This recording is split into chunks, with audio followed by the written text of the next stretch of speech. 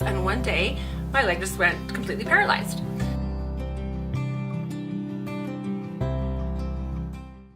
Today, I'm going to talk to you about what is multiple sclerosis, because many people have asked. Now, multiple sclerosis is an autoimmune disorder which affects the central nervous system. Now, what does that mean? So your immune system is a system that your body has where it detects all the cells in your body. So if there's anything foreign in there, like a virus, a parasite, anything like that, the immune system will send out a response to attack it. It's like a defense mechanism. So it sends out a response to attack it and to get rid of that, parasite or virus or whatever. And so that's your normal immune response. Now your body can have an abnormal response, which is called an autoimmune disorder. And so that is what multiple sclerosis is. In an autoimmune disorder, your body is actually attacking its own self, its own good cells, not the foreign bad cells like viruses and parasites, but it's actually attacking its own good nerves. So it's so the immune system is kind of overactive. It's like looking at itself saying, oh, this is bad, and it's attacking it. And so then when your good cells are attacked, depending on what cells are being attacked, then it can cause different diseases. There are a lot of autoimmune disorders out there, like HIV/AIDS, multiple sclerosis, lupus, rheumatoid arthritis. There's a number of autoimmune disorders where their bodies have an overactive immune system that's actually attacking itself. And so that is what multiple sclerosis is. So it's an autoimmune disorder, but it's affecting the central nervous system.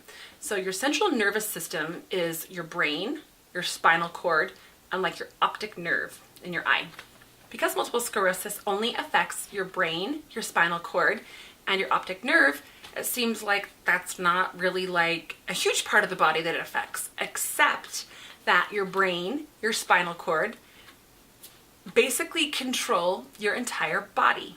And so it can be a very devastating and debilitating disease. So what are nerves? Well, nerves are specialized cells in our body that carry messages from our brain and spinal cord to different parts of our body. And so they give off what's called like a nerve impulse. So you'll feel like, oh, if you feel tingling here, there, whatever it is, you bumped your funny bone, something like that, that's your nerves. Your nerves give you all kinds of feelings. Your nerves tell you to move this or that, or that this is hot, this is cold, this is whatever. Your brain sends your tongue a message saying, move your tongue, or open your mouth to talk, or so forth, and the nerves carry that message. And how do they carry it? Well, they carry it along an electrical wire. So the easiest explanation I ever heard was demonstrated through the use of an electrical wire. So everybody, for the most part, hopefully knows what an electrical wire is.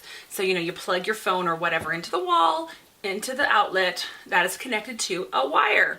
And the wire sends a message somewhere else. It's getting the electricity, is traveling through it. So the wire, what we see of it is this. This is an electrical wire that we would see.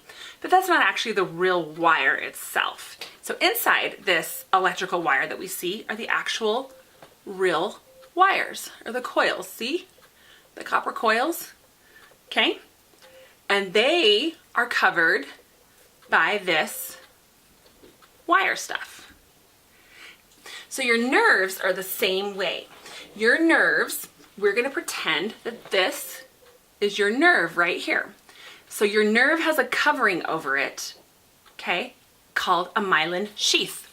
Okay, so the wires, we all know sometimes that wire, all of a sudden it short circuits, or it just doesn't work because there's a short in it somewhere. And when the when the covering gets attacked or broken off, then these wires become exposed and they short circuit and the outlet won't work, or your earphones won't work, or something like that, because the wire is exposed. So your nerves are the same exact way. Your nerves have a covering over them called the myelin sheath, and that protects your nerves as it's transferring the messages through your body. So they still don't know a ton about multiple sclerosis, which is very frustrating because it's been around for quite a long time, but they just cannot figure it out completely.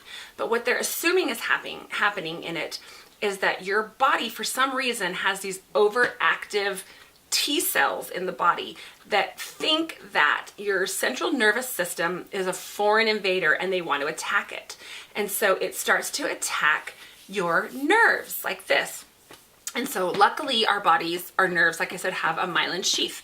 But what it does is it will take this like wire or myelin sheath on your nerve and start attacking on it. And then once it just attacks so much that eventually, boom, the wire is exposed or your nerve is exposed, and then you're short-circuiting. For example, if my brain is saying, Erin, move your left hand like this, but the nerves are being attacked that actually send that message, and they're being attacked, I might have a slower response. It might be harder for me to move it. I might not feel it so well.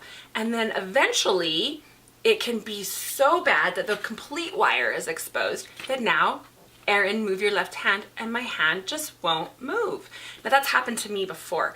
When we were living in Hawaii, about 3 months before we moved here, I had a really bad problem with my knee. It just started hurting really bad. Like I almost felt like I'd pulled a muscle in it. I was working or was I having a blood clot? I don't know, but I was busy and working and whatever. You know, you're getting older, and I was a dancer, so I've got a dancer's like body, which means we're just falling apart, you know? And so I'm like, whatever, just ignore it. But it got worse and worse and worse. Well, what was happening was actually having an attack on my leg until one day, I was under a ton of stress, and one day my leg just went completely paralyzed.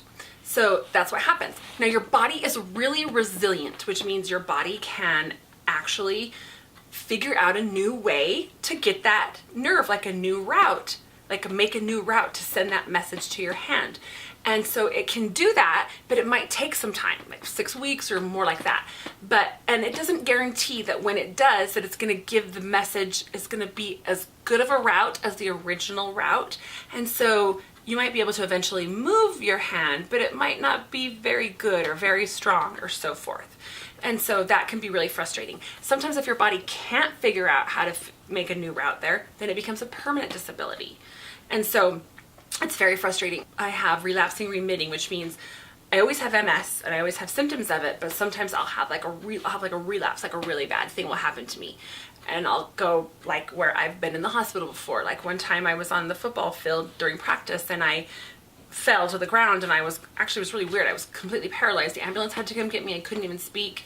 And it was all multiple sclerosis. But I was in the hospital for a few days, and then everything came back on my right side, but my left side was but it was not a stroke. But the thing is that, and so you'll have these attacks, but when that happens, they'll give you the corticosteroids to help your body. And what that does is it just speeds up your body healing itself. And the steroids are horrible, horrible, horrible to be on. They're just irritating to be on completely. And I can talk about that another time. But that is something that will help your body to try to quickly heal and make a new way so that you can start to use that again. Now, there's another multiple sclerosis called primary progressive, and then there's secondary progressive. Now, primary progressive means that when you first get MS, you get really sick and you have a bad attack, and then your body can never recover from that. And so that becomes a permanent disability right away. It doesn't relapse and remit and relapse and remit. That's primary progressive, and those people go downhill really fast. And then there's secondary progressive MS, which happens with people who have relapsing remitting MS. As their MS progresses, they start to have attacks, but they can't recover from them. So they're relapsing, but they're not remitting, and so they just continue to go downhill, and so it's called secondary progressive. And that happens to a lot of people eventually. That's most likely where I'm at right now with my secondary progressive. So the thing that's so frustrating about multiple sclerosis is it can affect any part of your body, but most of the people have the same symptoms. We have extreme fatigue, like extreme. The only way I can explain it is that you were pregnant, exhausted, had just had a baby, were like Darnell, I had labor for 48 hours and I pushed for 2.5, and then I'm up every hour and a half feeding him, and you're just like a zombie. That's how multiple sclerosis feels all the time. That's the kind of fatigue you feel all the time. Like you were just hit by a truck, you cannot get out of bed. It is exhausting.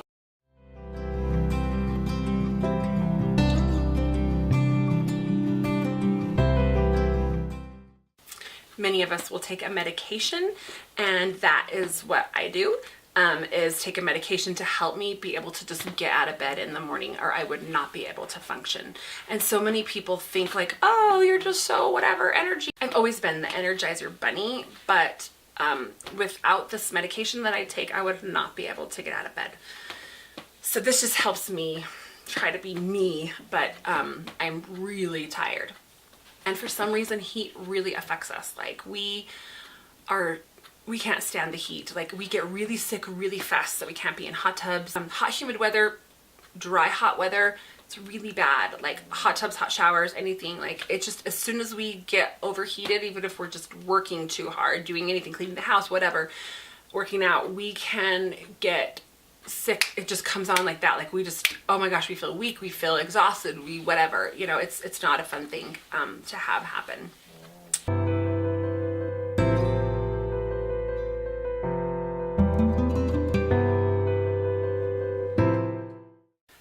One of a few videos I'm going to be doing about multiple sclerosis, what it is, and my story with it, and how it has affected me and my family.